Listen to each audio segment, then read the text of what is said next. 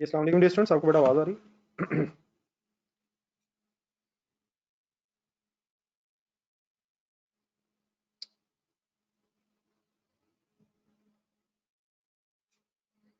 अच्छा सब इंटरेस्ट इसलिए interest paid non current liabilities में नहीं आएगा। काइंडली इस तरह ना करें। अगर इंटरेस्ट पेएबल होगा तो वो करंट लाइबिलिटीज में आएगा, नेक्स्ट 12 मंथ्स में पे हो जाएगा। क्वेश्चन नंबर 4 की बात मैं बाद में करता हूँ। इंटरेस्ट पेएबल लाइबिलिटीज में आता है, पेड अगर है तो फिर लाइबिलिटीज में नहीं आएगा।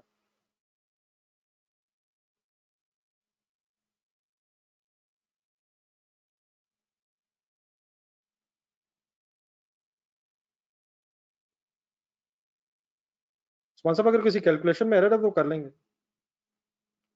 और सर जी वो नहीं दिया हुआ, हसन साहब इस तरह ना किया करें, आंसर में कोई नहीं दिया हुआ, उतना ही इंटरेस्ट पेएबल भी बनता है, इस तरह ना किया करें। अल्लाह का शुक्र, मेरे क्या बन रहा है। ये होमवर्क से रिगार्डिंग आपका पॉइंट ई में मसला होगा, वो बाद में डिस्कस कर लेते हैं। पॉइंट ई में एक्सप्लेन कर देता हूँ। जितना इंटरेस्ट पेड है उतना पेबल भी बनता है, अल्लाह का शुक्र है, इसमें कोई इशू नहीं है। आप पहले इस तरह कीजिएगा, ये काइंडली जो कल क्वेश्चन हो रहा था इसको जरा कंप्लीट करवाएं पहले। क्वेश्चन नंबर 4 की तरफ चलते हैं बाद में। पहले जरा ये कल जो क्वेश्चन हो रहा था इस पे टाइम दें, इसको जरा फाइनल करें। ये पॉइंट नंबर 4 तक किया था हमने, तो काइंडली बताइएगा यहाँ तक क्लियर है?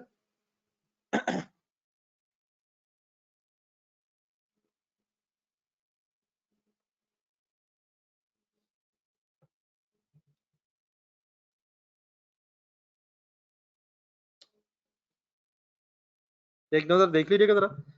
कल जहां तक पॉइंट नंबर 4 तक हुआ है कोई मसला तो नहीं है? लास्ट पॉइंट नंबर 4 समझ आ गया था? इसमें एक इंश्योरेंस पॉलिसी थी जो ओनर से रिलेटेड थी, तो वो तो हमारी वैसे ही नहीं है। और बाकी जो 6 मंथ्स ओके है प्लीज। अभी पॉइंट नंबर 5 बल्कि शायद। चले ठीक है, ठीक है, ठीक है, ओके।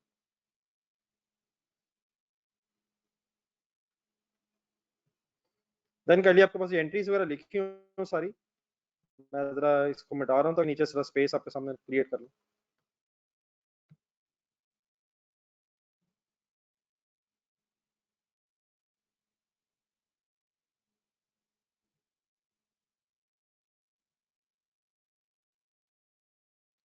जी सर, ये पॉइंट नंबर 6 पे जरा आइएगा। ये जरा डिस्कशन कंप्लीट करें पहले। Focus on the story. Rent and salaries amounting to rupees 137,000 and 89,000 respectively are to be accrued। चलो बेटा, ये बिल्कुल आसान सा पॉइंट आ गया। मेरा ख्याल है कि आप लोग खुद से भी कर सकते हैं। बताएं क्या करें इसका। रेंट और सैलरी का रिस्पेक्टिवली अक्रू करना है, आर टू बी अक्रूड। क्या करें? क्या एंट्री होगी अगर अक्रू करना है एक्सपेंस को? Rent expense debit, rent payable credit.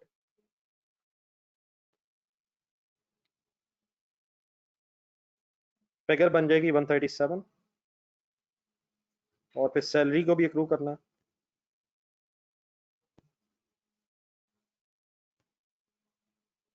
इसका मतलब आर टू बी रिक्रूड का मतलब are to be recorded as payable. ठीक है, इस वर्ड से जरा यूज टू होना। Salary is debit and salary payable credit.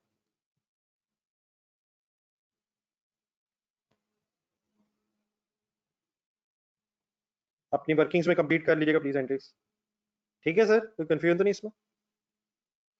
Speed up होने थोड़ा सा।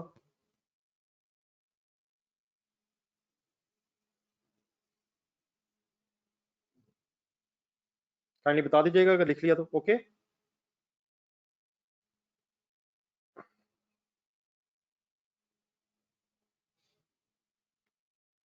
देन माय डियर, कुछ दिन पहले एक प्रॉब्लम आया था। Provision is to be increased वाला, ये वाला सेंटेंस जरा पढ़ के ट्रांसलेट करें।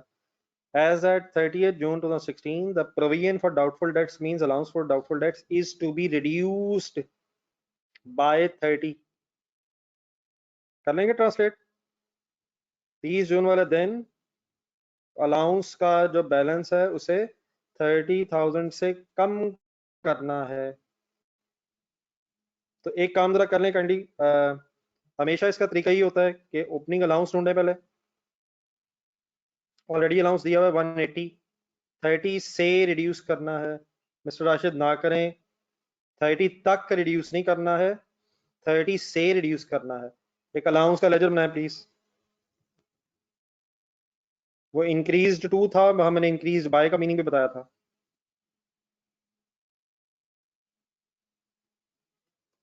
तो what is the brought down allowance in the trial balance? 180, 30 से यूज करना है, 30 तक नहीं करना है। Kindly please look at the words. Entry क्या बनेगी इसकी? Allowance debit, bad debts credit, bad debts को अलाउंस को रिड्यूस करना है 30, तो सीडी फिर 150 हो जाएगा। ये जो 150 है अब डेटर्स में से लेस होगा और 30 वाली एंट्री बन जाएगी। एंट्री भी लिखें, allowance debit, bad debts credit, और ये अमाउंट बैड डेट्स की जो है क्रेडिट होकर एक्सपेंसेस में से कम हो जाएगी, एक्सपेंसेस में कम हो जाएगी, एक्सपेंसेस को रिड्यूस कर देगी। बैड डेट्स से एक्सपेंस, बैड डेट्स के 30 की अमाउंट से एक्सपेंस कम हो जाएगा। ठीक है डियर, सबको क्लियर हो गया?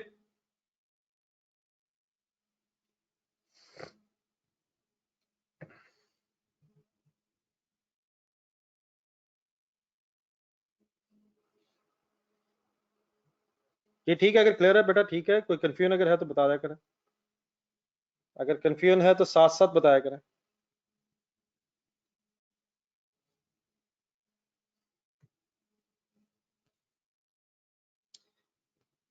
चलें बेटा, लास्ट एक पॉइंट आ रहा है, इस पॉइंट को अपने सही तरह मेरे साथ अंडरस्टैंड करना है।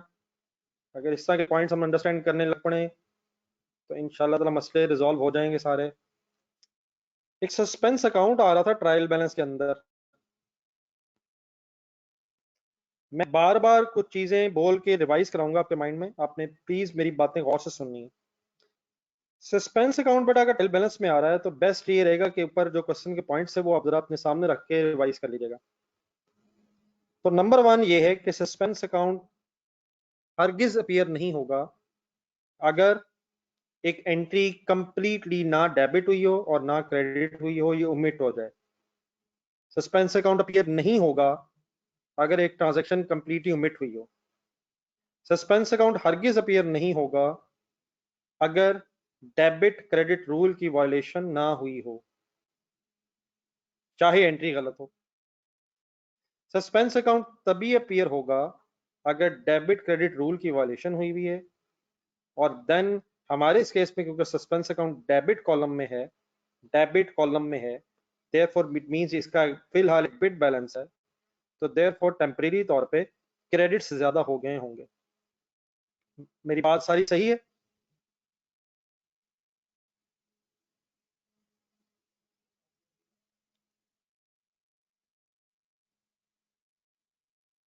देन माय डियर अब आए इसको रख के जरा लास्ट पॉइंट पढ़ें। आखिर इशू क्या बना है कि सस्पेंस अकाउंट अपीयर हो गया है? आए लुक एट द पॉइंट।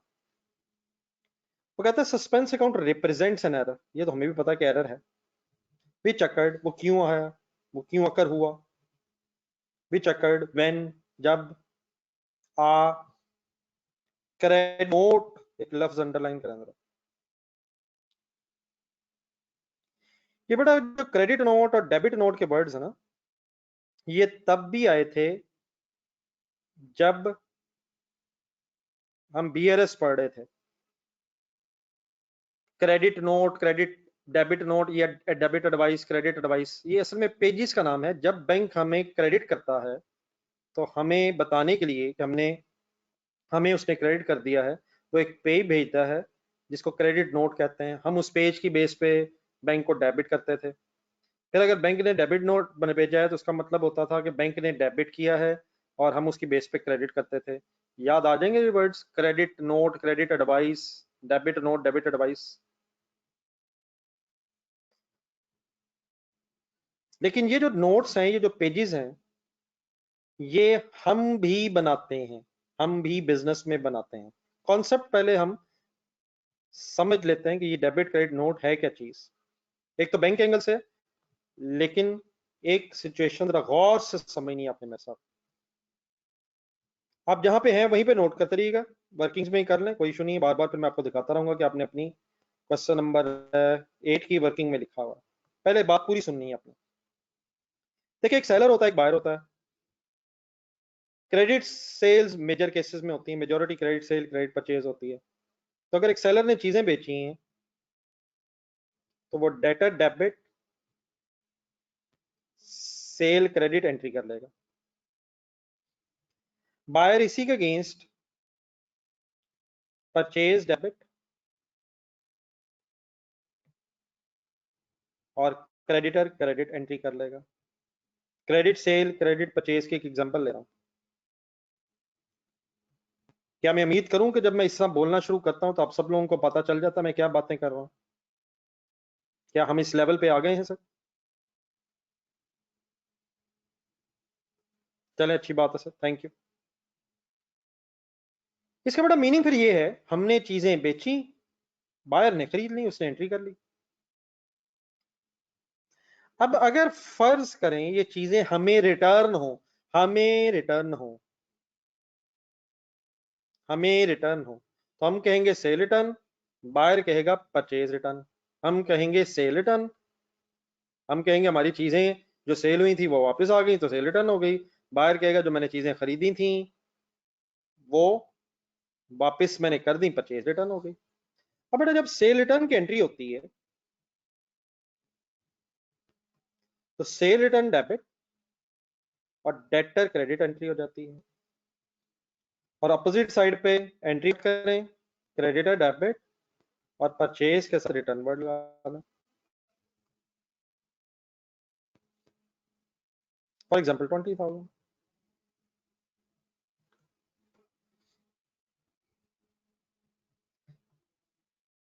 अब बेटा प्रोसीजर है, बस आप लिखना छोड़िएगा, अगर लिख रहे हैं तो 1 मिनट रुक जाइएगा, पहले सुनिए बात।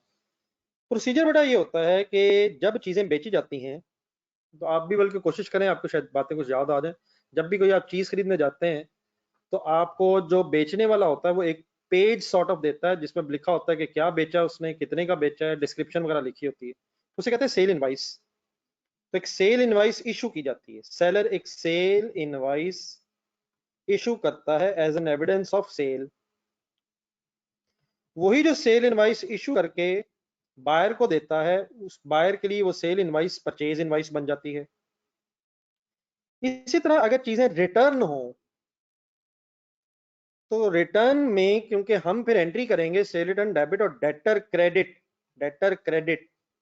तो रिटर्न के एविडेंस के तौर पे कि चीजें अब हमें रिटर्न हो गई हैं और हमने अपने कस्टमर को क्रेडिट कर दिया है, हम एक पेज बनाएंगे, हम एक पेज बनाएंगे एज अ सेलर, उसे कहेंगे क्रेडिट नोट।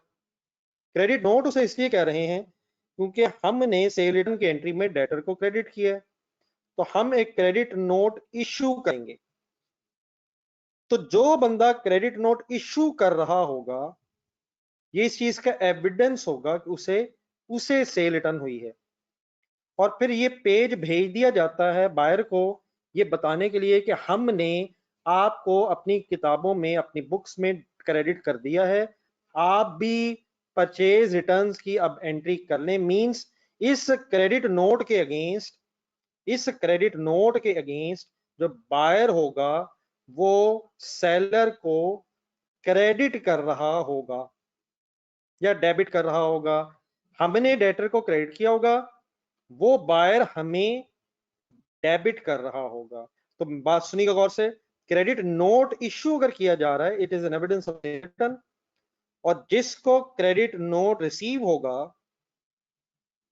क्रेडिट नोट अगर रिसीव हो रहा हो तो it is an evidence of purchase return. Sale invoice अगर इश्यू हो रही है तो it is an evidence of sale, and sale invoice अगर रिसीव होगी तो जिसको रिसीव हो रही होगी वो क्या कहेगा कि मेरी परचेज हो रही है। जो क्रेडिट नोट इशू कर रहा होगा, इशू कर रहा होगा, वो कहेगा मेरी सेल रिटर्न हो रही है। और जिस तक वो क्रेडिट नोट पहुंचेगा, जिससे वो रिसीव होगा, वो उस सेल रिटर्न के अगेंस्ट परचेज रिटर्न रिकॉर्ड करते हुए क्रेडिटर को डेबिट करके अपनी लायबिलिटी रिड्यूस कर रहा होगा। कुछ मेरे वर्ड्स हजम हो रहे हैं? मैं सेलर के एंगल से ये बातें कर रहा हूं और साथ बायर भी समझाना चाह रहा हूं। यकीनन आपके ज़हन में एक और वर्ड भी आ सकता है, बायर जो है वो एक डेबिट नोट इशू कर सकता है और वो सेलर को अगर रिसीव होगा, अगर वो सेलर को रिसीव होगा तो डेबिट नोट रिसीव भी कहा जा सकता है। उसकी जब जरूरत पड़ेगी मिस्टर अहमद फरहान साहब तो मैं बता दूंगा, लेकिन credit note issued is an evidence of sale return and credit note received is an evidence of कि परचेज रिटर्न की एंट्री होनी है। क्रेडिट नोट हमने अगर रिसीव किया है तो जिसने भेजा उसने क्रेडिट किया होगा, हम उसके अगेंस्ट अपने कस्टमर को, अपने सप्लायर को डेबिट करेंगे। ठीक हो गया। White this page is called as credit note because हमने सेल रिटर्न की एंट्री में डेटर को क्रेडिट किया है। तो ये सेलर इशू करेगा, बायर तक जब ये पहुंचेगा तो क्रेडिट नोट रिसीव के अगेंस्ट अगर उसने एंट्री कर ली है ऑलरेडी तो ठीक है, अगर नहीं की होगी तो फिर उसे भी एंट्री करनी है, creditor debit and purchase returns credit. ठीक है मिस्टर अहमद फरहान, जब डेबिट नोट इशू की बात करनी होगी तो कर लेंगे।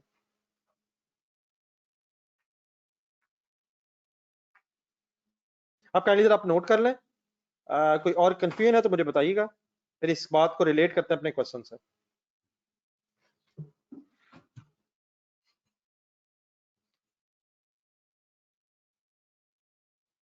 एक सेंटेंस लेफ्ट साइड पर और लिख लीजिएगा, credit note issued is an evidence of,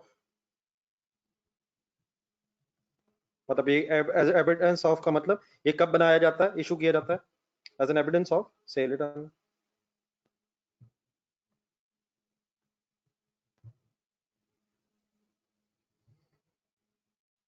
credit note received, अगर हमें मिला है क्रेडिट नोट रिसीव्ड, अगर क्रेडिट नोट हमें रिसीव किया, हमने बनाया नहीं है, रिसीव किया है, तो हमारे मुताबिक it is an evidence of कि हमने चीजें रिटर्न की हैं, और हमने अगर चीजें रिटर्न की हैं तो हम उसे क्या कहेंगे, परचेज रिटर्न।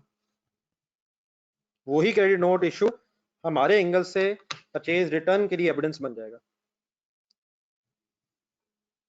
थोड़ा सा जरा सोचना पड़ रहा है, क्लियर अगर ना हो तो जरूर बताइएगा, लेकिन प्लीज ट्राई किया करें, लॉजिकली साथ साथ कर चलने की कोशिश किया करें।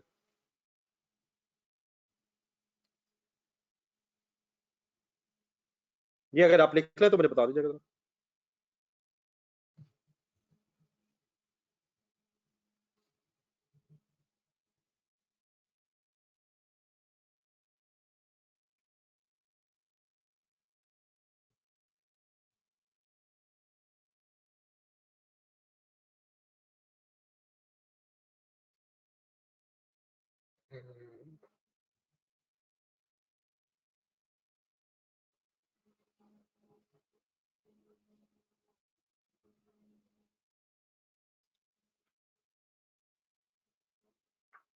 ये बड़ा अगर कोई लिख रहा है तो डब्ल्यू लिख दें यार।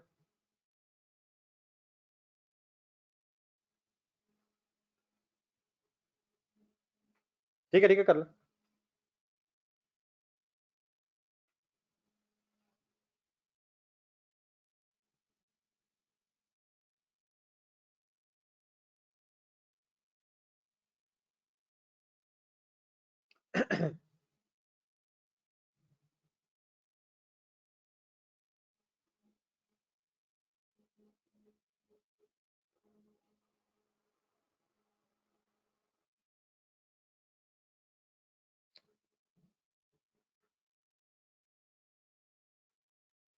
ये जो हजरात डब्ल्यू का मैसेज बेटा लिखते हैं, कहीं दोबारा फिर बताएगा ना।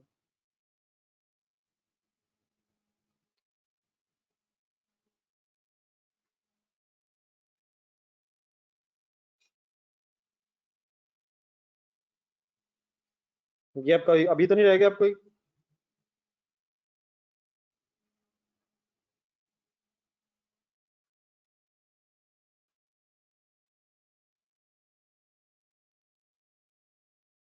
ये शारिक फिलहाल ठीक है।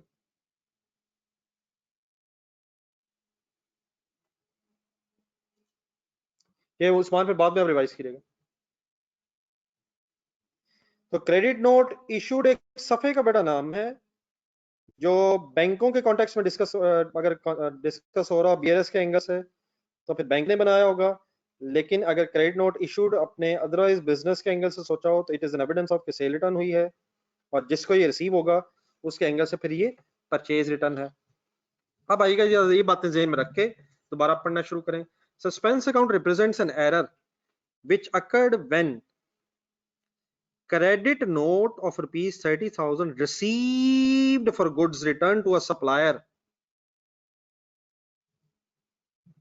बताएं परचेज रिटर्न है या सेल रिटर्न है, पहले तो ये फैसला करें।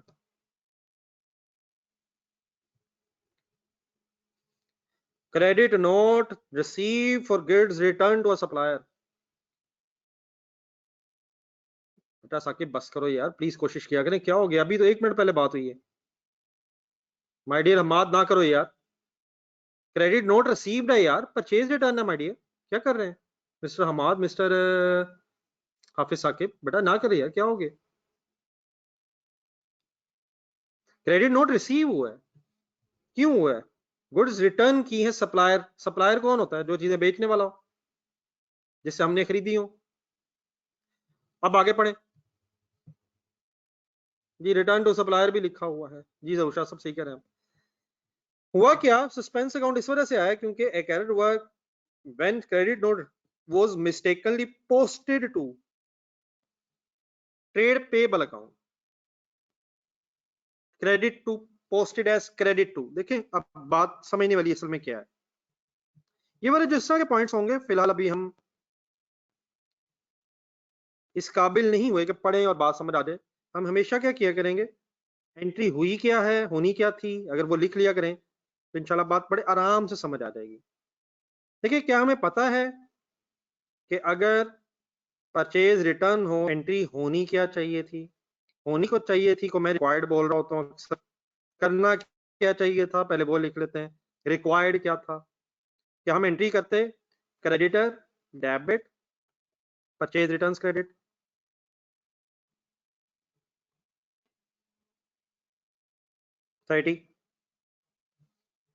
ओके एग्रीड है, बाद में आराम से लिखिएगा।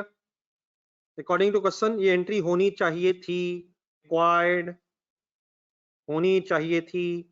देन बेटा हुई क्या है, दोबारा रिवाइज कीजिएगा। ये कंफर्म है कि कुछ ना कुछ हुआ है, लिखा भी हुआ है वैसे, लेकिन लग रहा है कि कुछ डेबिट क्रेडिट में गलती हुई है। जब भी कभी आप गलती ठीक कर रहे हो तो गलती बस उतनी ही समझनी है जितनी एग्जामिनर कह रहा है। मतलब सेंटेंस पढ़ के बताएं, क्या वो ये कह रहा है कि परचेज रिटर्न गलत रिकॉर्ड हुई है? पढ़ के यस नो में आंसर दें। क्या परचेज रिटर्न का हेड गलत रिकॉर्ड हुआ है या क्रेडिटर को रिकॉर्ड करने में गलती है? पी में मसला है या सी में? परचेज रिटर्न में गलती है या क्रेडिटर में गलती है?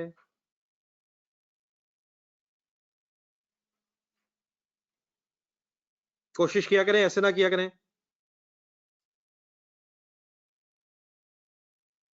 देखिए परचेज रिटर्न में गलती है, इसमें तो कोई शक नहीं है, लेकिन मेरे वर्ड नहीं आपने समझे। क्या उसने ये कहा है कि परचेज रिटर्न का हेड गलत रिकॉर्ड हुआ है, या एग्जामिनर ने ये कहा है कि mistakenly posted to the credit of the trade payable account? क्या trade payable account means creditor account में कोई मिस्टेक हुई है या परचेज रिटर्न के लेजर में मिस्टेक हुई है? दोबारा ट्राई करें, सी या पी?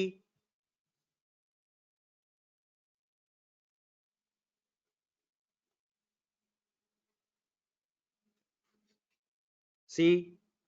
मतलब मेरी इस बात का ये है, सुने गौर से, इसका मतलब हम ये अज्यूम करेंगे कि जिस हेड का वो जिक्र नहीं कर रहा वो सही है, तो परचेज रिटर्न तो क्रेडिट होनी ही थी। क्या क्रेडिटर डेबिट होने की बजाय trade payable credit means posted to the credit to, posted as credit to, क्या परचेज रिटर्न के साथ साथ क्रेडिटर भी क्रेडिट हो गया डेबिट की बजाय।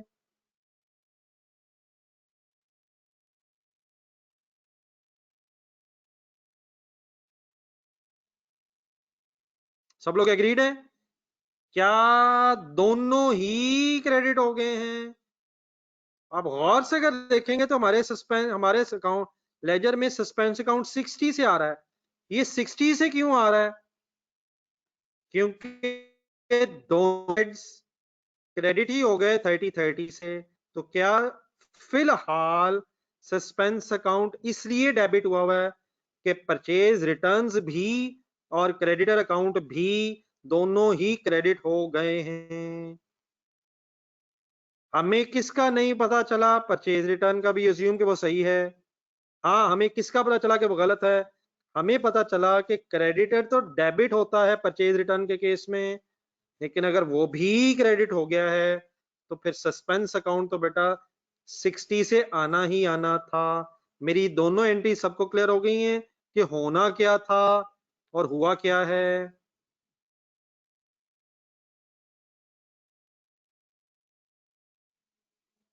क्योंकि अहमद फरहान साहब कल वाली एंट्री में डबल हुआ ही नहीं था।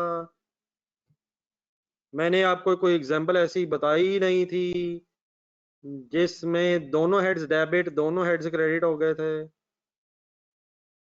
मैंने आज आपको ये बताई है, इसलिए आज ही ऐसे होगा।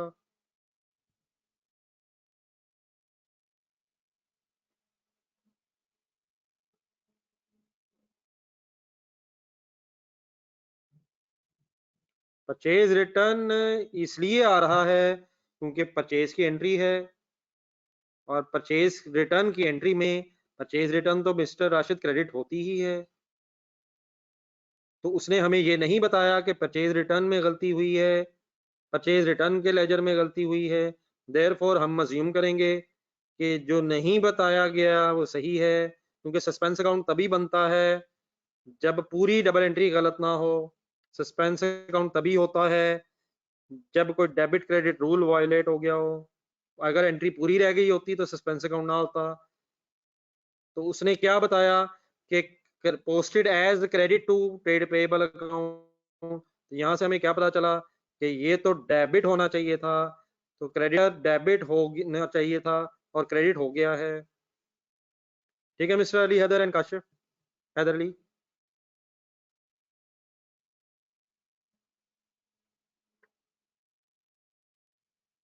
Then my dear, required entry हमने सामने रख ली, पोस्टेड सामने रख ली, लेकिन हमने अब क्या करना है? हमने रेक्टिफिकेशन एंट्री करनी। तो इन दोनों एंट्रीज को लिखने का सब मकसद ये था कि हम रेक्टिफाइंग एंट्री सही बना लें, कोशिश कर लें। अब इसका रेक्टिफिकेशन एंट्री का तरीका सुने। जो हेड सही है, जो रिक्वायर्ड था और वही पोस्टेड है, उसको कुछ नहीं करना। जो ठीक है वो तो ठीक है। मसला किसका है?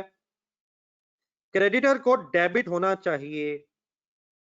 आई होप हम सबको पता है 30 से डेबिट करेंगे तो ये सिर्फ कैंसिल होगा, 30 से डेबिट करेंगे तो 30 क्रेडिट डेबिट होगा। हमें 60 से क्रेडिटर को डेबिट इसलिए करना पड़ेगा ताकि पहला 30 कैंसिल हो और बाद में 30 फर्दर डेबिट हो। और जब आप कर लेंगे परचेज रिटर्न के हेड में तो इशू है ही नहीं, तो फिर आपके बुक्स में से सस्पेंस अकाउंट क्रेडिट होके खत्म हो जाएगा। जब आप सही क्वेश्चन कर लेंगे तो सस्पेंस अकाउंट अगर पहले डेबिट आ रहा होगा, इंशाल्लाह क्रेडिट होके ठीक हो जाएगा। और अगर सस्पेंस अकाउंट पहले क्रेडिट आ रहा होगा तो इंशाल्लाह आपकी रेक्टिफिकेशन एंट्री में डेबिट होके ठीक हो जाएगा। मतलब इसका ये हुआ, हमने अपने समझने के लिए एंट्री 30 लिखी हैं, लेकिन जब हम अपना क्वेश्चन सॉल्व करेंगे, जब हम अपना क्वेश्चन सॉल्व करेंगे तो क्रेडिटर में 60 डेबिट का मतलब हम 60 लेस करेंगे, और सस्पेंस अकाउंट का ये 60 क्रेडिट हमारे ट्रायल बैलेंस में तो 60 डेबिट आ रहा है, उससे कैंसिल होके अब सस्पेंस अकाउंट जीरो आ जाएगा। इट मींस कि हमारी रेक्टिफिकेशन से सिर्फ क्रेडिटर्स में से 60 लेस होना है, बाकी सस्पेंस अकाउंट जीरो हो जाएगा। और याद रखें परचेज रिटर्न में हम कोई फर्दर एडजस्टमेंट नहीं करेंगे, परचेज रिटर्न्स ऑलरेडी ठीक रिकॉर्ड हुई हुई हैं। मींस टू से परचेज रिटर्न के लेजर में मसला नहीं था, वो ठीक है। क्रेडिटर के लेजर में मसला बैलेंस शीट बनाते हुए करंट लायबिलिटीज में लिखते हुए हम क्रेडिटर्स में से 60 डेबिट हो रहा है, लायबिलिटी कम हो रही है, तो हम 60 माइनस कर देंगे। जी mister Salman and everybody clear है सर?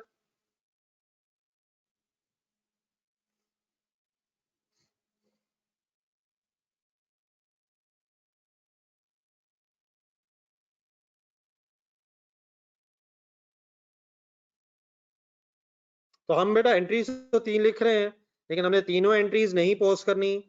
हमने सिर्फ कौन सी एंट्री पोस्ट करनी होती है? रेक्टिफिकेशन। लेकिन रेक्टिफिकेशन बनाने के लिए अगर हमें जरूरत पड़े तो हम रिक्वायर्ड और पोस्टेड एंट्रीज लिख के फिर रेक्टिफिकेशन तक पहुंच जाएंगे। रिक्वायर्ड से मेरी मुराद ये हुआ करेगी कि करना क्या था, होना क्या चाहिए था, वो पहले हम सोच लिया करेंगे। फिर पोस्टेड से मेरी मुराद ये हुआ करेगी कि एग्जामिनर ने अकॉर्डिंग टू क्वेश्चन पहले किया क्या है, और रेक्टिफिकेशन से मतलब फिर ये होगा कि जो गलत है उसको ठीक कर लिया जाए। ठीक है सर? यहाँ तक एक फाइनल रिस्पॉन्स दें, सब क्लियर है?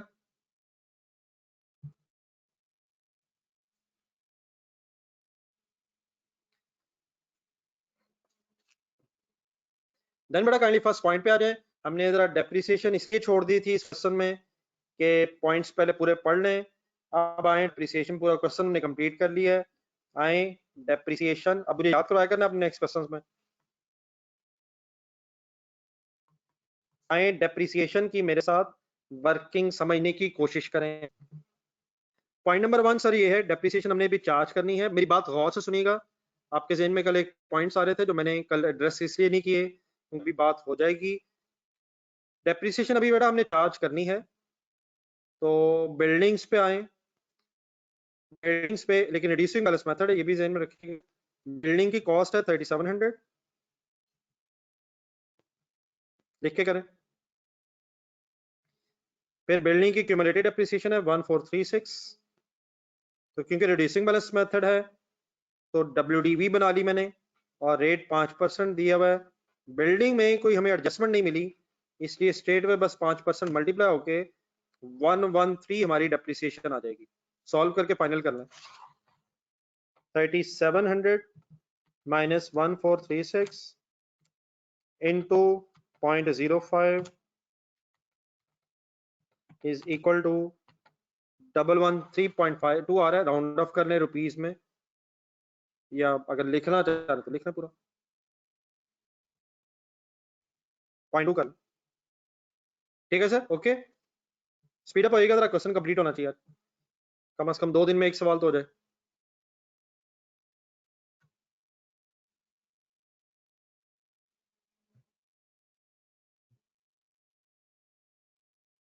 डन है सर?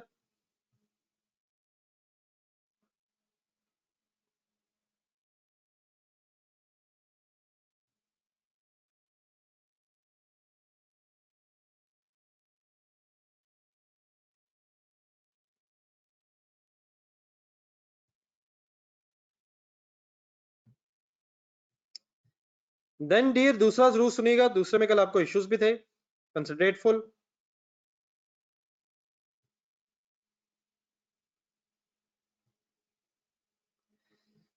प्लांट एंड मशीनरी में देन वो बेटा कहता है 10% रिड्यूसिंग बैलेंस मेथड, लेकिन बेटा प्लांट और मशीनरी में एक इशू ये था, अपनी फर्स्ट एडजस्टमेंट देखिएगा एडवांस वाली, 6650 कॉस्ट है।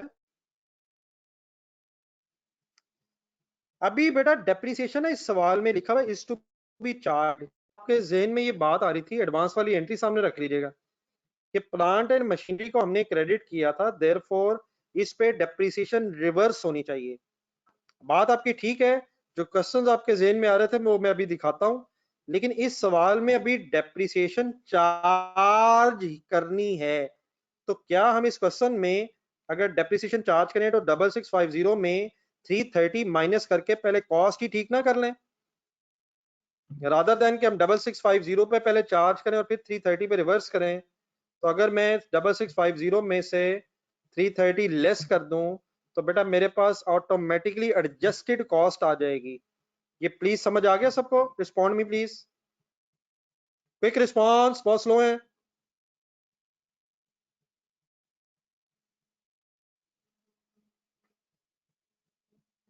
मैं जरा 1 मिनट चाहूंगा कि हम वो क्वेश्चन जरा रिवाइज कर लें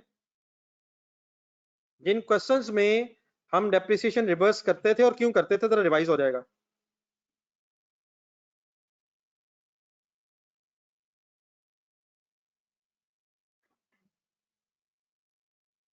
ये राशि एग्जैक्टली हमें नहीं करनी पड़ेगी। हम जरा रिवाइज कर लेते हैं जो क्वेश्चंस हम करते थे उनमें इशू क्या होता था। तो बेटा क्वेश्चन नंबर 6 दिखा रहा हूँ डेप्रिसिएशन के जमाने का, अगर आप निकाल लेंगे तो ठीक है, नहीं भी निकालेंगे तो आपके सामने है। इन क्वेश्चंस में लिखा होता था depreciation expense for the year has been correctly calculated. इन क्वेश्चंस में डेप्रिसिएशन पहले ऑलरेडी कैलकुलेट हुई होती थी और हम गलतियां जब ठीक करते थे तो पता ये चलता था कि एक एसेट क्रेडिट हुए बगैर ही डेप्रिसिएशन चार्ज हो गई है या एक एसेट डेबिट हुए बगैर ही डेप्रिसिएशन चार्ज हो गई है। अगर एसेट हम बढ़ाते थे तो ऑब्वियसली फिर हम चार्ज करते थे, और अगर हम कम करते थे तो फिर हम डेप्रिसिएशन रिवर्स करते थे। तो उसकी वजह ये थी डेप्रिसिएशन ऑलरेडी चार्ज हुई होती थी। लेकिन ये जो क्वेश्चन इस वक्त हम कर रहे हैं इसमें क्योंकि बेटा डेप्रिसिएशन चार्ज ही नहीं है, तो बेहतर फिर ये होगा कि हम डेप्रिसिएशन चार्ज करने से पहले ही मिस्टेक ठीक कर लें। और अगर आप मिस्टेक ठीक कर लेंगे और हम सही डेप्रिसिएशन चार्ज कर लेंगे तो फिर आपको डेप्रिसिएशन रिवर्स करने की जरूरत नहीं पड़ेगी। What is the difference between these questions and that question? यहाँ जो ये क्वेश्चन आपके सामने स्क्रीन पे आ रहा है इसमें depreciation for the year already charge हुई होती थी, हैज बीन चार्ज लिखा हुआ है, has been correctly calculated and recorded लिखा हुआ है। और हम जो क्वेश्चन इस वक्त कर रहे हैं इसमें depreciation is to be charge लिखा हुआ है। देयरफॉर हम गलती ठीक करके ही डेप्रिसिएशन चार्ज कर लेंगे तो फिर हमें रिवर्स करने की जरूरत नहीं रहेगी। ठीक है मिस्टर राशिद, मिस्टर शिराज।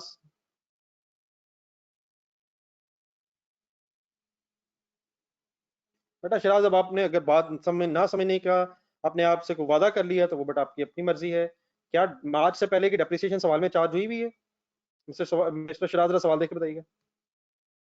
अपना जो क्वेश्चन आप इस वक्त अटेम्प्ट कर रहे हैं क्या मार्च से पहले की डेप्रिसिएशन चार्ज हुई हुई है सर?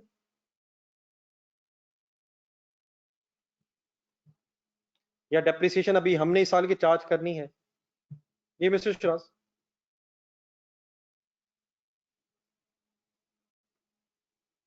देन माय डियर, आपके सामने जब ये माइनस करूंगा मैं 330 तो इससे एसेट क्रेडिट हो जाएगा, इट मींस एडजस्टेड फिगर आ जाएगी और देयरफॉर मेथड रिड्यूसिंग है। इसको बल्कि इस तरह अगर बना लें, एक छोटी सी ब्रैकेट बना लें बाद में, ये एडजस्टेड कॉस्ट आ जाएगी माइनस, फिर रिड्यूसिंग बैलेंस मेथड होने की वजह से 2414 एक्यूमुलेटेड एप्रिसिएशन माइनस कर लें। मतलब पहले मैं 6650 में से 330 जो कैपिटलाइज हुआ था उसे लेस कर रहा हूँ और फिर एक्यूमुलेटेड एप्रिसिएशन माइनस करके डब्ल्यूडीबी क्यों बना रहा हूँ, क्योंकि रिड्यूसिंग बैलेंस मेथड रेट दिया हुआ है, का रेट दिया हुआ है, तो 10% मल्टीप्लाई करके आपके पास 391 की डेप्रिसिएशन अप्रोक्सीमेटली कैलकुलेट हो जाएगी।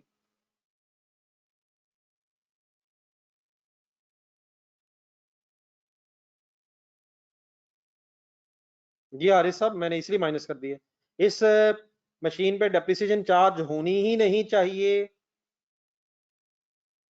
क्योंकि ये मशीन तो अभी आई नहीं है, लेकिन क्योंकि ये मशीन पहले हमारे प्लांट और मशीनरी में कैपिटलाइज हुई हुई है देयरफॉर हमें माइनस करनी पड़ेगी, वरना अगर मैं माइनस किए बगैर करूंगा तो उस 330 पे भी डेप्रिसिएशन चार्ज हो जाएगी जिस मशीन ने अभी आना है फ्यूचर में। ठीक है हारिस?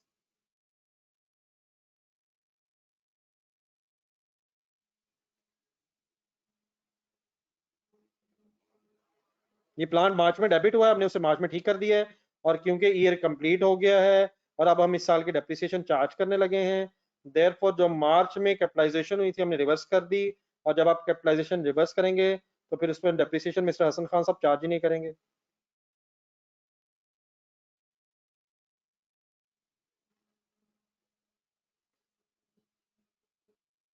बेटा राशिद, इंशाल्लाह हम कोई जादू नहीं सीख रहे।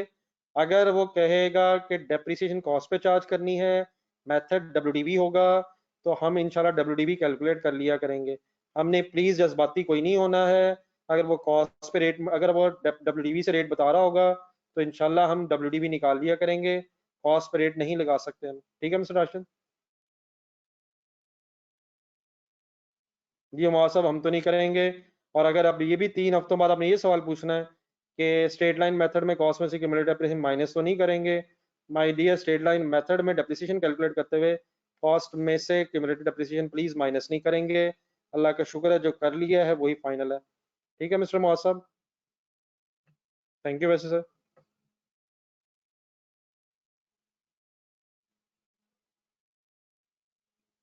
जी हसन खान साहब ओके। बेटा ये चीजें कंफर्म करने वाली मिस्टर मौज अब नहीं है यार। अगर अभी तक हम इन्हीं चीजों में फंसे हुए हैं तो सर जी हमने कहाँ जाना आगे? क्या अभी तक हमारा ये इशू है कि स्ट्रेट लाइन मेथड में हर साल रेट कॉस्ट से मल्टीप्लाई होता है और रिड्यूसिंग बैलेंस मेथड में हर साल रेट डब्ल्यूडीवी से मल्टीप्लाई होता है पहले साल के अलावा, और अगर रेसिडुअल वैल्यू दी हो तो स्ट्रेट लाइन मेथड में लेस होके होता है। अगर बेटा हम इन्हीं चीजों में फंसे हुए हैं तो हम क्या कर रहे हैं? हसन खान साहब आपसे फरमा रहा हूँ सर, आप ओके? जी डियर प्लस कीजिएगा टोटल एप्रिसिएशन, स्पीड अप हो जाए, स्पीड अप हो जाए।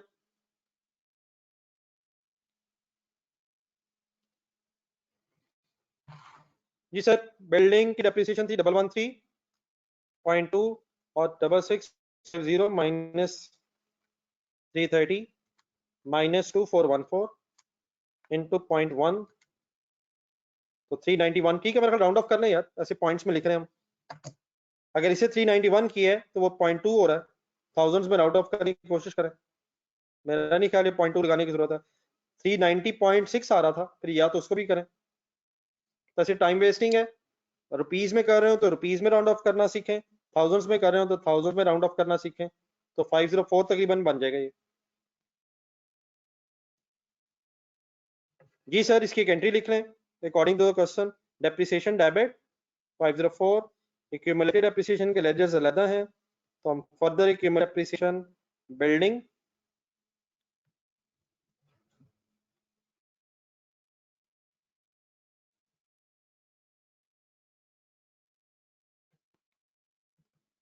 Building 113 accumulated appreciation plant and machinery 390 1।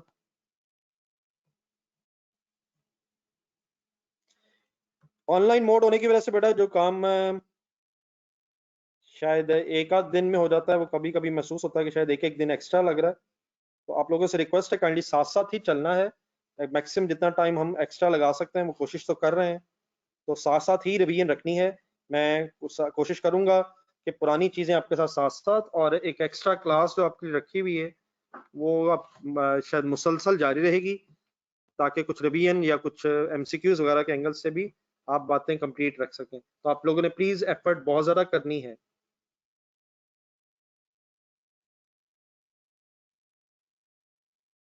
जी हसन हसन खान साहब आप फिर बेटा जो फरमा रहे हैं ये क्वेश्चन बड़ा मायूस को ना माय डियर। पहले दिन जब ये टॉपिक हमने स्टार्ट किया था तो ट्रायल बैलेंस में क्लोजिंग बैलेंसेस ये होते हैं, लेकिन अगर उनमें महसूस हो कि कोई एडजस्टमेंट होनी है तो वो अनएडजस्टेड बैलेंसेस बन जाते हैं। ठीक है मिस्टर हसन खान साहब, ट्रायल बैलेंस में असूलन सारे क्लोजिंग बैलेंस ही होने चाहिए, लेकिन अगर पता चले तो फिर अनएडजस्टेड बैलेंसेस हो जाते हैं।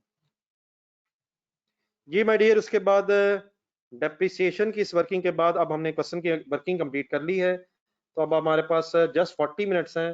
बिस्मिल्लाह पढ़ें और क्वेश्चन को कंप्लीट करने की कोशिश करें मेरे साथ।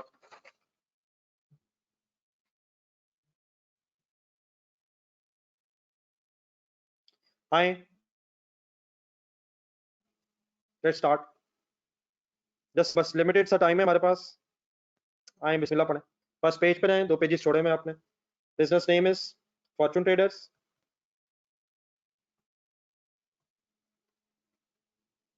Statement of comprehensive income,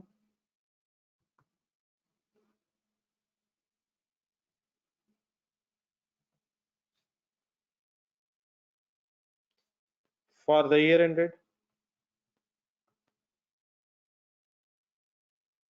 30th June 2016,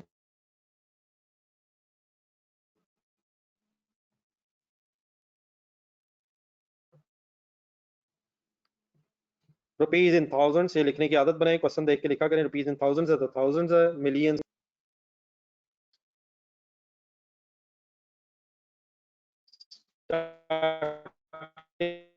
point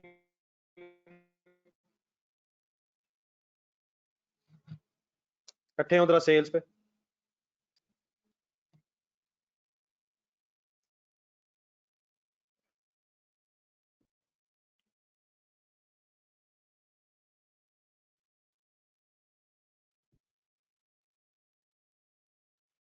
G D start लें, मेरे साथ ही करना है, अभी आप इस पोजीशन में नहीं है, 2-3 दिन अभी मेरे साथ और रहना आपने।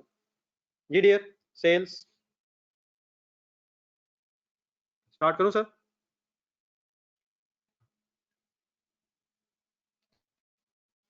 आवाज ठीक है? जी डियर, तरीका सुने।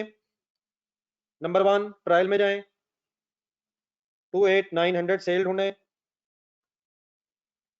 फिर सेल रिटर्न पहले ट्रायल में ढूंढें, ट्रायल में ढूंढें, ट्रायल में ढूंढें, -90। एडिशनल इन्फॉर्मेशन में जाएं, गौर से सारी एंट्रीज देखें, आपको एक सेल रिटर्न की एंट्री और नजर आएगी। ट्रायल के अंदर भी 90 है, ट्रायल के अंदर 90 है, -90 हो गया है, लेकिन अपनी वर्किंग्स में जाएं, 49 से भी सेल रिटर्न डेबिट हुई है, गौर से देखें तो बेटा 90 ट्रायल में है और हमने फर्दर सेल रिटर्न रिकॉर्ड की है 49, तो सेल रिटर्न माइनस कर दी मैंने 49 भी। तरीका क्या है, पहले ट्रायल फाइनल करें और फिर एडजस्टमेंट देखें, तो सेल रिटर्न्स की एक एडजस्टमेंट भी हुई है, तो देयरफॉर फाइनली सेल टू 8761। एक एक फिगर मेरे साथ एग्री करके लिखते जाएं।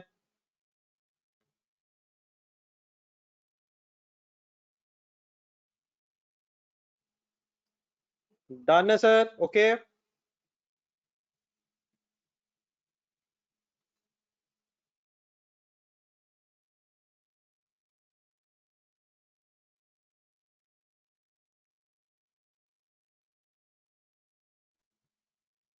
आगे सेल के बाद cost of sale, cost of sales की नोट 1 बनाएं। अब जहां आपको जरूरत महसूस होती है वर्किंग किया करें वहां।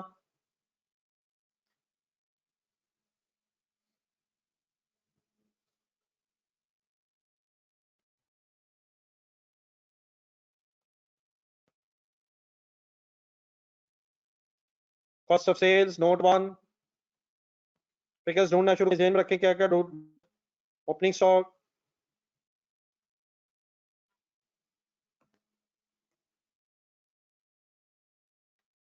ट्रायल में ढूंढा करें, ओपनिंग स्टॉक अवेलेबल है 1045। परचेजेस, ध्यान रखना है, एक कंफ्यूजन क्रिएट हो जानी है, होनी नहीं चाहिए।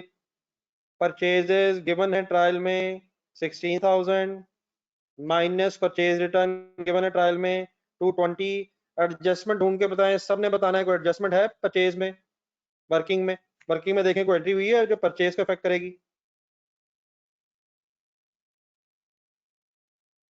वासिफ साहब, ये 100% जुल्म है जो आप कर रहे हैं। अपने असद साहब भी छा गए हैं।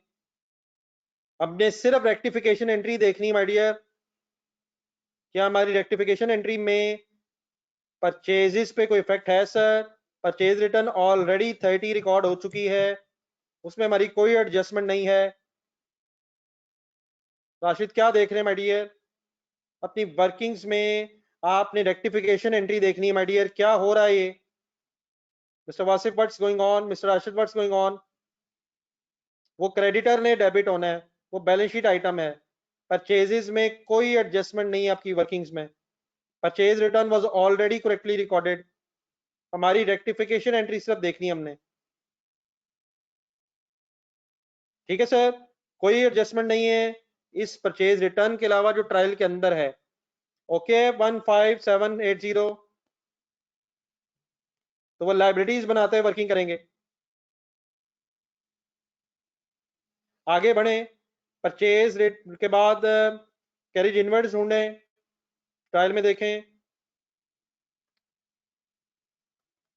नहीं है।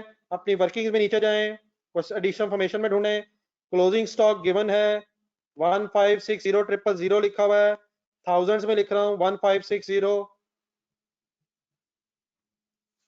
ठीक है सर, और उसके अंदर जो गुड्स रिटर्न हुई है वो ऑलरेडी शामिल है, तो उस चक्कर में ना पड़ जाइएगा। दीज गुड्स इंक्लूडेड, तो 1560 ओके, 1560 ओके है।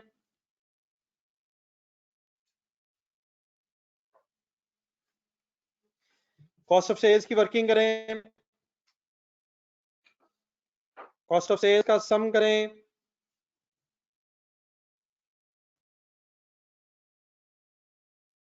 15265 फिगर सॉल्व किया करें प्लीज। 15265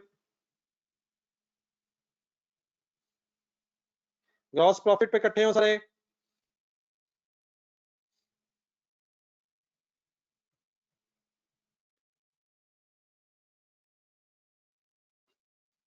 वन 3496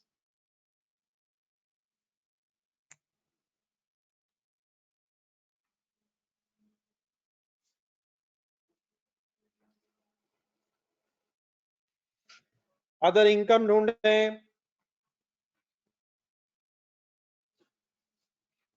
कोई अदर इनकम ढूंढे सवाल में, कोई ट्रायल में, कोई एडिशनल फॉर्मेशन में। ट्रायल में भी देखें क्रेडिट साइड पे कोई अदर इनकम गिवन हो, रेंट इनकम, कोई कमीशन इनकम, कोई gain on disposal.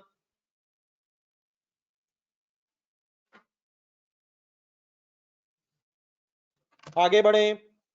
Other income बेटा नहीं है। सेलिंग और admin expenses, selling and admin expenses आज आप ट्रायल में देखेंगे तो गिवन तो हैं, लेकिन बड़ा नीचे ना बहुत सी एडजस्टमेंट्स है सेलिंग एडमिन में। डेप्रिसिएशन की है, रेंट की है, सैलरीज की है, बैड डेट्स वगैरह की है। तो नोट नंबर 2 पे हैं। तो कुछ selling and admin expenses trial balance में इकट्ठे करके दे दिए गए हैं, और कुछ हमारी फिर एडजस्टमेंट्स हैं उनमें। लाइक फॉर एग्जांपल सुनिएगा एक मिनट, देखिए screen. Selling and admin expenses already given कितने हैं?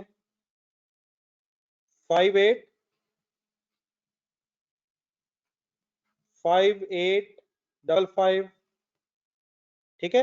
लेकिन अब हम एडजस्टमेंट देखते हैं एक एक करके कि हमारे ऑपरेटिंग एक्सपेंसेस में कौन कौन सी एडजस्टमेंट्स हैं, वो फिर हम लिख के कर लेंगे। तो तरतीब से चलते जाइएगा, बेहतर ये है कि जरा सुन लें।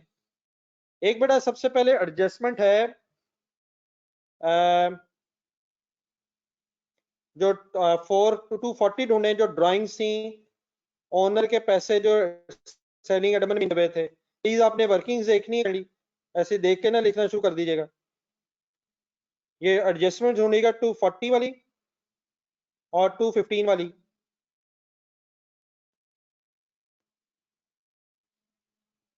तो जो गिवन फिगर थी सेलिंग की 5855 मिल गई है, उसमें से फिर लेस करेंगे, एडजस्टमेंट्स होनी है।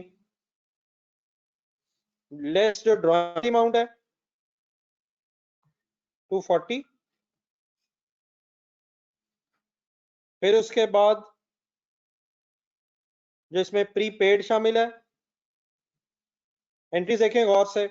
Selling and admin expenses credit हुए हैं, इसमें प्रीपेड इंश्योरेंस जो 430 शामिल थी, और हाफ ईयर की 215 फिर हमने लेस करनी है। बातें समझ आ रही? प्लीज रिस्पॉन्ड करें।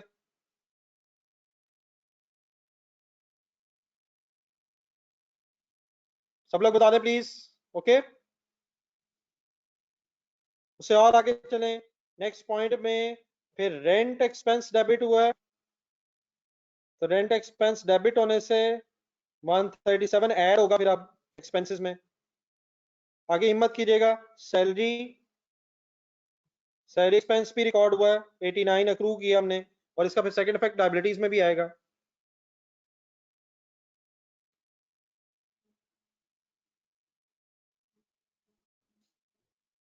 और बेटा ड्राइंग्स बैलेंस शीट में आती हैं, खुदा के लिए अली रजा साहब जादू नहीं कर रहे, इसमें शामिल है, यहां से लिख के लेस कर रहा हूं, इसमें शामिल है, उसमें से लेस कर रहा हूं।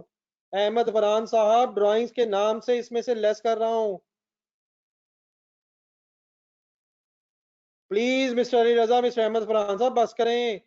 प्रीपेड इंश्योरेंस लिख के इसमें से लेस कर रहा हूं, मतलब यहां से लेस करके बैलेंस शीट में लेके जाऊंगा, ऑलरेडी इसमें शामिल है। ठीक है अली रजा साहब एंड मिस्टर फरहान, वहीं से आया जहां से आना चाहिए था।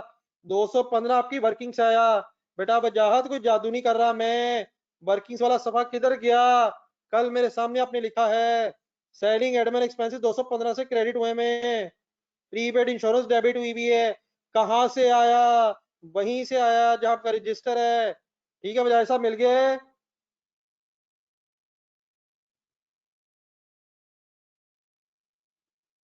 वजाहत साहब जज़ाकल्लाह सर।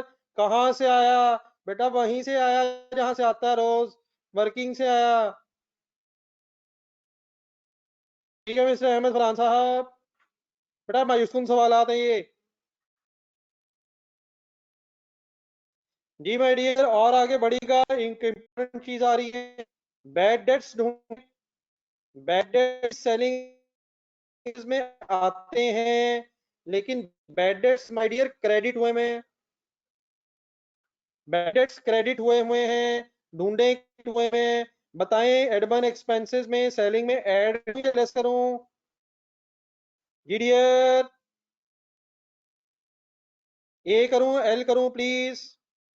30 एंट्री ढूंढे। Allowance debit, provision debit, bad debts credit हुआ है।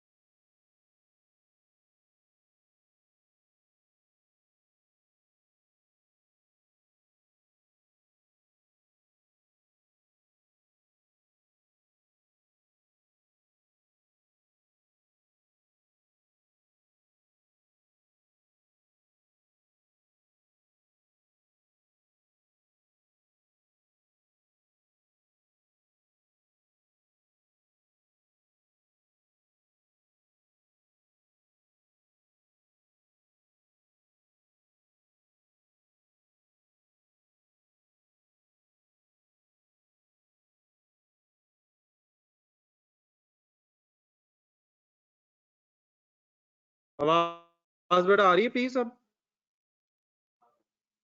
आवाज ठीक होगी? सॉरी फॉर इनकन्वीनियंस, बीच में शायद इशू आ गया था।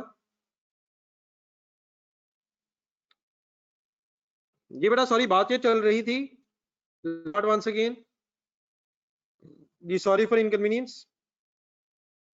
जी सॉरी, बात ये हो रही थी कि हमने बैड डेट्स को क्रेडिट किया हुआ है, तो देयरफॉर बेटा बैड डेट्स हमारे सेलिंग एक्सपेंसेस में से लेस हो जाएंगे, ऐड नहीं होंगे।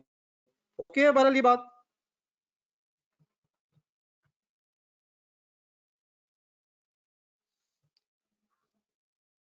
एक फाइनल रिस्पॉन्स रहा दे दीजिएगा, पता चल जाए, इधर आवाज भी आ रही है और क्लियर हो गया ही नहीं।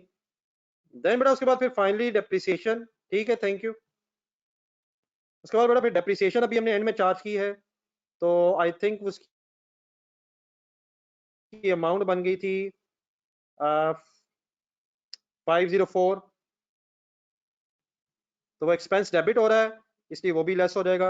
एक बेटा इंटरेस्ट हमने रिकॉर्ड किया हुआ है, लेकिन इंटरेस्ट का ज़हन में रखिएगा, इंटरेस्ट फिर हम फाइनेंशियल चार्जेस में लिखेंगे अलग से। तो इंटरेस्ट का जो एक हमने रिकॉर्डिंग की हुई है, फिगर ऑफ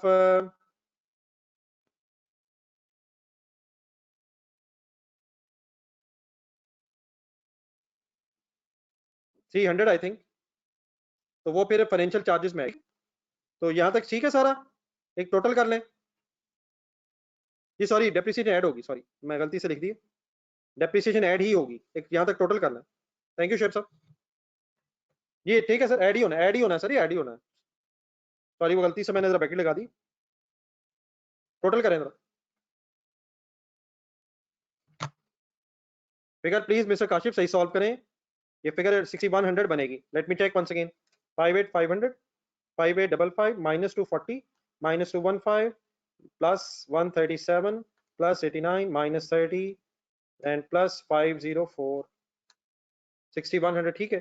काशिफ बेटा चेक कीजिएगा प्लीज जी, इसे प्लेस करें जी।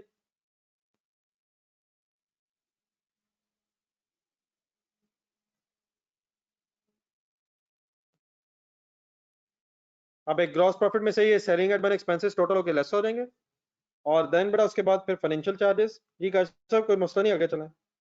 फाइनेंशियल चार्जेस आपके ट्रायल में नहीं है, एक ही फिगर है इंटरेस्ट के नाम से।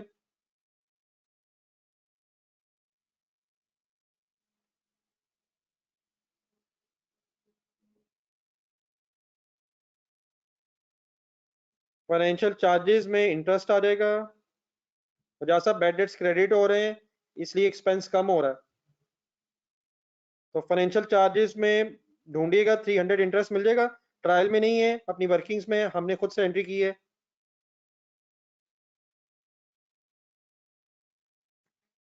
ओके मिल गया please 300।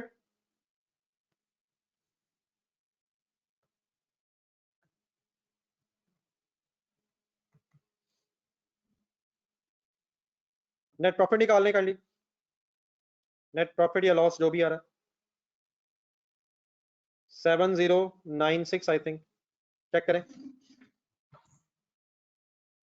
13496 minus 6100 minus 300 is equal to 307096। Balance sheet शुरू करें sir.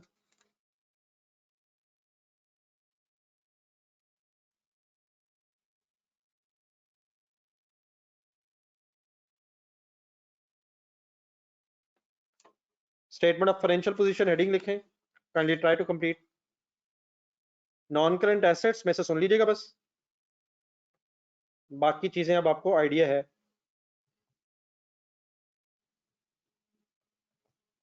Fortune traders, statement of financial position,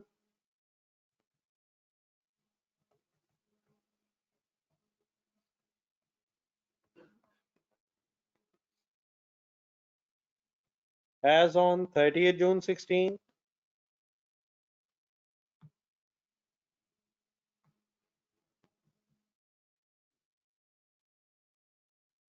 non current assets, बल्कि पहले एसेट्स हेडिंग लिखा करें, इसको आदत बनाएं।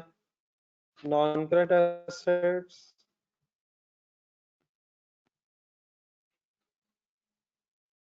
बिल्डिंग, अच्छा कहीं अगर आगे पीछे रुक के पहले ये फाइनल डिसीजंस लें। बिल्डिंग प्लांट मशीनरी का देखें मेरी फिगर्स। बिल्डिंग बेटा तरीका सुने दोबारा, 3700 ट्रायल बैलेंस में है, ऑलरेडी क्यूमुलेटेड अप्रिसिएशन 14360। वर्किंग्स में जाएं प्लीज, जाएं फर्दर 113 की क्यूमुलेटेड अप्रिसिएशन हमने चार्ज की है, तो 2151। और दूसरी फिगर भी सुने पहले, एक मिनट सुने, रुक जाए जहां भी हैं रुक जाएं। Plant and machinery concentrate 6650 trial में है, अपनी एडजस्टमेंट्स देखना शुरू करें। -330 एडजस्टमेंट पहले की थी डेप्रिसिएशन की वर्किंग के लिए, तो 330 माइनस किया, minus already cumulated appreciation is 2414, और हमने फर्दर डेप्रिशिएट किया 391।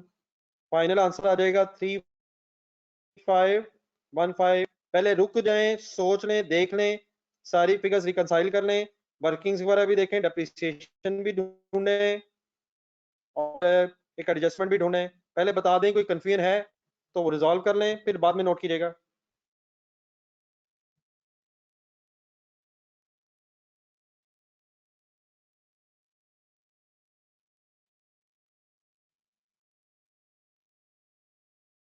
ओके सर, आवाज ठीक है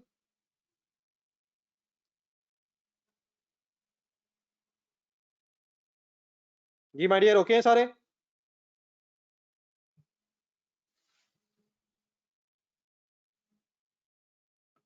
पहले बेटा पे नोट कीजिएगा और कंप्लीट करें फिर। करंट एसेट्स का सीक्वेंस मेंटेन करें जहन में। Starting point stock, closing stock ढूंढें 1560।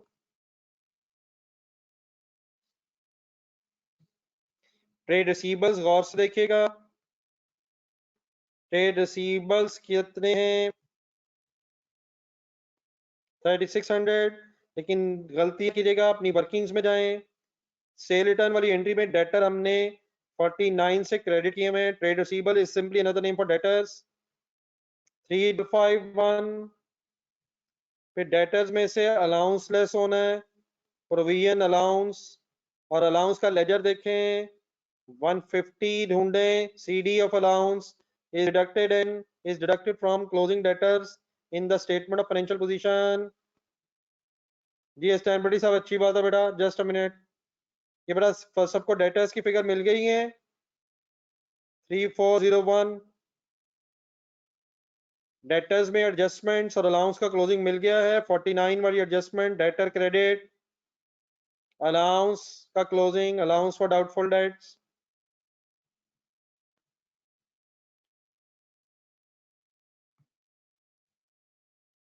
देन माय डियर उसके बाद एक नई चीज सॉर्ट ऑफ पहले ढूंढने, कैश एंड बैंक सबसेंड में लिखना होता है। कुछ प्री पेमेंट्स आपके ट्रायल के अंदर में, pre payments and other receivables के नाम से, और कुछ प्री पेमेंट्स आपने एडिशनल इंफॉर्मेशन में भी रिकॉर्ड की हुई हैं, उनको बेटा प्लस करके लिखना चाहें तो लिख लें, लेकिन मेरी सजेशन ये है कि अलहदा इसलिए लिख लें कि जरा नजर आ जाए। ये 380 में एज इट इज लिख रहा हूँ, सुने जरा।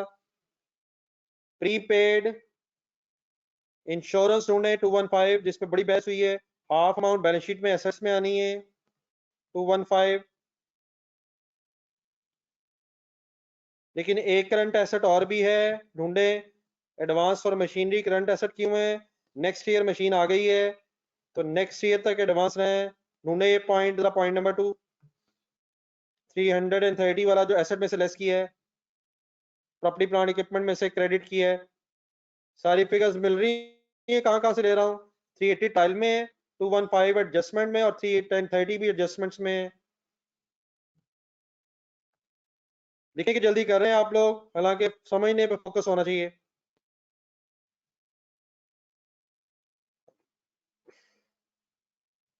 Then finally cash and bank के नाम से 5850 closing balance.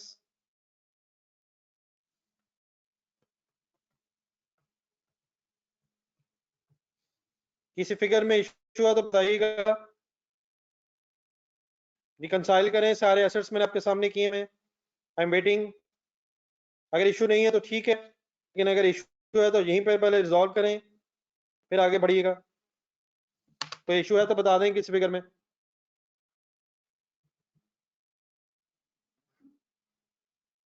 Advance supplier my dear Ahmad Farhan साहब, कोई इशू नहीं है, अपनी वर्किंग्स देखनी है, इस तरह सवाल का कोई फायदा नहीं है। एडवांस सप्लायर कहाँ से आ गया, सर जी वर्किंग से आ गया, देख लें अपनी वर्किंग्स देखेंगे उसमें आपको नजर आ जाना है एडवांस सप्लायर 330 से डेबिट हुआ हुआ।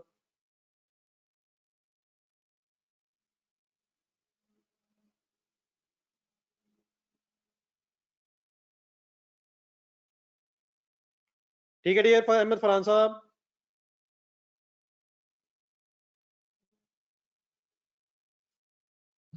जी डियर कोई और कंफ्यूजन तो नहीं है। टोटल एसेट्स बेटा बन जाएंगे 17420 402।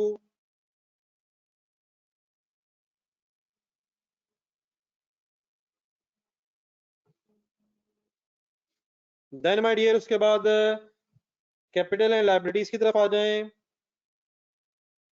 ढूंढे एक एक चीज ढूंढे तसल्ली से, ध्यान से। कैपिटल एंड लायबिलिटीज पहला ये काम होता है ट्रायल के अंदर फिगर्स ढूंढे, क्वेश्चन में जो गिवन है, फिर अपनी वर्किंग्स में देखें। कैपिटल बेटा गिवन है 3000, देन उसके बाद आगे चलिएगा, फिर प्रॉफिट आ रहा है, प्रॉफिट की अमाउंट है इनकम स्टेटमेंट से देखें 90796, ड्राइंग्स इंटरेस्टिंग है, ट्रायल में देखें तो कोई ड्राइंग्स नहीं है, लेकिन अपनी वर्किंग्स में देखेंगे तो 240 ड्राइंग्स हैं। पहले ट्रायल में देखें फिर वर्किंग्स में जाएं। ट्रायल में ड्राइंग्स नहीं मिलेंगी डेबिट कॉलम में, लेकिन एक ड्राइंग्स की अमाउंट इंश्योरेंस वाली पर्सनल प्रेमिस की आपके एडिशनल इंफॉर्मेशन में ऑलरेडी इन्वेस्टमेंट कर ली हुई है। ठीक है डियर। 9856 कैपिटल की वर्किंग में कोई कंफ्यूजन है तो बताइएगा। यहां तक सब इकट्ठे हो जाएं। इससे आगे जो वर्किंग्स हैं उसमें एक इंपॉर्टेंट चीज आ रही है, वो मुझसे पहले सुननी है आपने। यहां तक लिख लिया तो मुझे रिस्पॉन्ड कीजिएगा।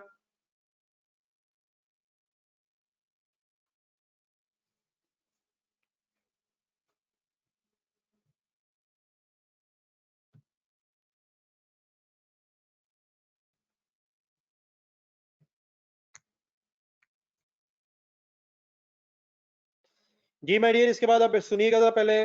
नॉन करंट लायबिलिटीज अपनी वर्किंग्स में करनी जाएगा। यहाँ कल लोन की डिस्कशन हुई है, लोन वाली टाइमलाइन। बेटा शिराज, अल्लाह का शुक्र है कि टोटल एसेट्स उतने ही आ रहे हैं जितने मैंने लिखे हैं। प्लीज माय डियर शिराज, इस तरह ना किया करें यार, please, we are wasting time. मैंने आपसे उस वक्त रिक्वेस्ट की थी फिगर्स देख लें, आपके पास बेटा टाइम ही नहीं होता। ये बेटा वर्किंग में जो टाइमलाइन मैंने बनाई थी उसमें अगर आप देखेंगे तो लॉन्ग टर्म लोन के सामने वो अमाउंट आनी है जो नेक्स्ट 12 मंथ्स में पे होनी है। तो लोन तो टोटल 5000 था, लेकिन उसमें से 625 करंट लायबिलिटी है, तो 4375 नॉन करंट लायबिलिटीज में आएगा। लेकिन वो जो 625 है वो भी भूलना नहीं है, वो कहाँ आएगा? करंट लायबिलिटीज में। और बेटा जो लॉन्ग टर्म लोन का कुछ हिस्सा करंट लायबिलिटीज में आता है, उसके लिए वर्ड्स याद रखने की कोशिश करनी है यहां से ऑनवर्ड्स। इसे कहते हैं करंट पोर्शन ऑफ लोन, मतलब लोन का वो हिस्सा जो नेक्स्ट 12 मंथ्स में पे होना है। This is 625। ओके, ये प्रेजेंटेशन सबको क्लियर हो गई है?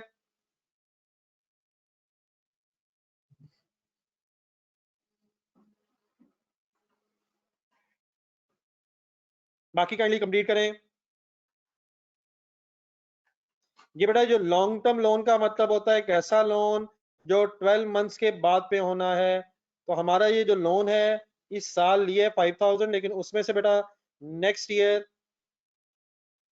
बेटा अपने वर्किंग्स में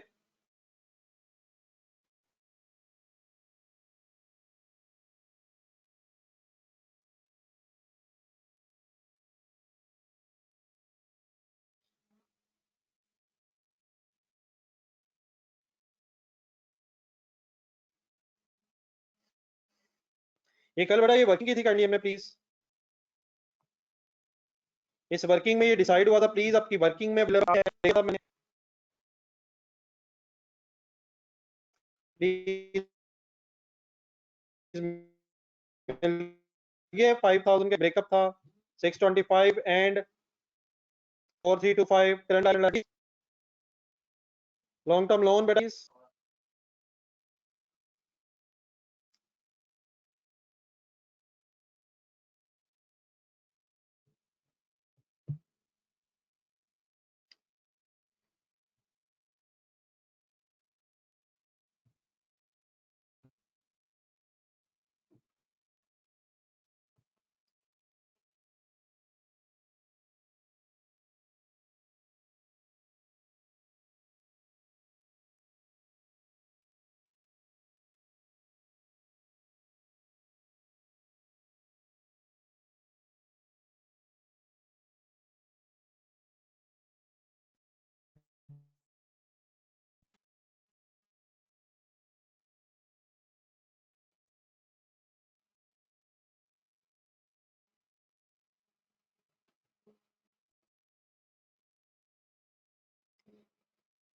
ये बेटा sorry for inconvenience.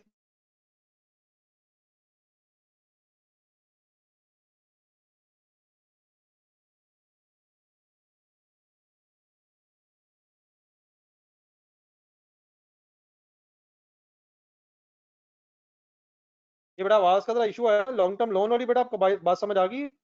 Long term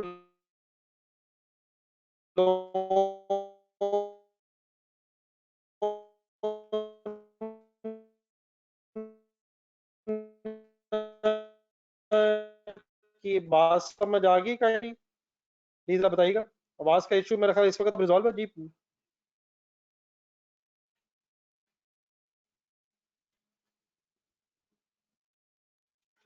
इस वक्त है वो?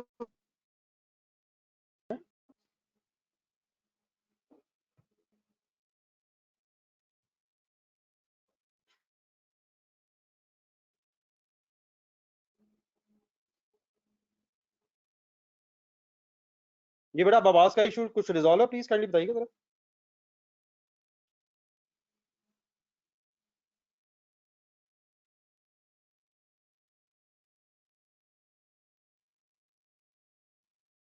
सॉरी बेटा वो जरा बीच में प्रॉब्लम आ जा रही है मेरे ख्याल एक दो दोबारा। जी वो लॉन्ग टर्म लोन वाला बेटा इशू रिजॉल्व हो गया आपका? लॉन्ग टर्म लोन की जो मैं अमाउंट्स लिख रहा हूँ ये बेटा क्लियर हो गया? काइंडली मुझे बताइएगा, मेरा बस इस वक्त शायद मैसेजेस नहीं आ रहे सही। अहमद फरहान साहब बेटा आप जो बात कर रहे हैं ठीक है। अहमद फरहान साहब आप बेटा जो बात कर रहे हैं इंटरेस्ट पेबल की, उसने आना है, लेकिन इंटरेस्ट पेबल मैंने आपसे कहा था अलग आता है, प्रिंसिपल अलग आता है, तो वो करंट लायबिलिटीज में आएगा। जी चलें वाइंड अप करें, अगर आप ये मिस्टेक प्रॉब्लम दोबारा ना आए। तो ट्रेड पेबल्स बेटा इसमें गलती ना कीजिएगा। ट्रेड पेबल मींस क्रेडिटर्स है, और क्रेडिटर्स में हमारी एक एडजस्टमेंट है 60 से, rectification entry of suspense account. Creditor debit हुआ है 60 माइनस ढूंढे। तो क्रेडिटर्स में मिस्टेक, परचेज रिटर्न्स वाले हेड में मिस्टेक नहीं थी। ये अब तो नहीं इशू कोई, जैसे ही है मुझे बता दीजिएगा। देन बेटा उसके बाद ट्रायल बैलेंस के अंदर तो क्रेडिटर्स में उसने 60 ने लेस होना था, क्रेडिटर डेबिट हो रहा है तो लायबिलिटी कम हो रही है। देन उसके बाद रेंट पेबल, तीन लायबिलिटीज ढूंढे, ट्रायल में नहीं है, एडिशनल फॉर्मेट बेस की वर्किंग्स में अवेलेबल है, तो ढूंढिएगा तीन चीजें लिखें। 137 salary pay rupees 89,000 and Ahmad Khan साहब बेटा इंटरेस्ट पेबल। तो इनका अगर सीक्वेंस के ऊपर नीचे हो रहे तो ये भी इशू नहीं है, लेकिन करंट पोर्शन ऑफ लोन अगर याद रह जाए तो सबसे ऊपर है, फिर ट्रेड पेबल्स हैं, और उसके बाद आप तरतीब बना सकते हैं जो भी आपका दिल करे। ठीक है, किसी फिगर में अगर इशू हो जरूर वाइंड अप करें बातें। कोशिश नहीं है हमने कि विद इन 2-3 डेज कोई क्वेश्चन घर के लिए खुद से भी कर सकें, कम्प्रिहेंसिव क्वेश्चंस। जो आपने क्वेश्चंस किए हैं वो तो बड़े सिंपल सिंपल थे अभी, लेकिन बहरहाल उन्हीं छोटी छोटी चीजों से बात आगे बढ़ सकती है। कंप्लीट है, कोई इशू अगर रह गया किसी का तो जरूर रिस्पॉन्ड करें।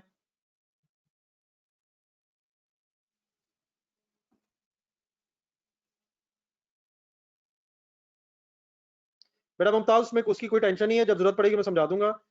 माय डियर अहमद फरहान साहब, अगर आप गौर से चीजें देख रहे हो तो जो इंटरेस्ट इस साल का है वही अगले साल पे होना है। बेटा वजह साहब बाद में देखिएगा, इस चक्कर में ना पड़ जाया करें, बाद में देख लीजिएगा। फरहान साहब जो इस साल का इंटरेस्ट है 6 महीनों का, वो जो अगले साल पे होना है वही लाइबिलिटीज, और जो इंटरेस्ट अभी हमारा है ही नहीं वो हमारी लाइबिलिटी कैसे बन गए? तो हमारे इस 6 महीने का जो इंटरेस्ट है, क्योंकि वो पे अगले दिन होना है नेक्स्ट ईयर के स्टार्ट में 1 जुलाई 2016 को, इसलिए वो करंट लाइबिलिटी। ठीक है मिस्टर अहमद फरहान।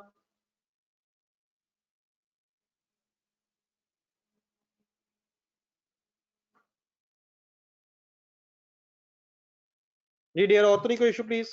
जी अहमद फरहान साहब।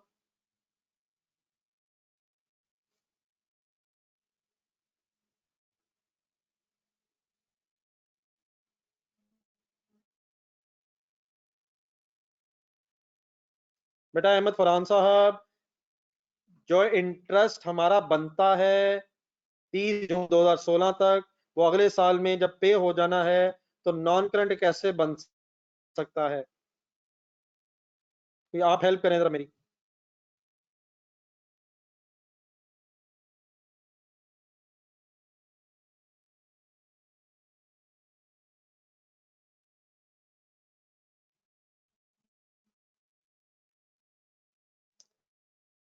जो 6 महीने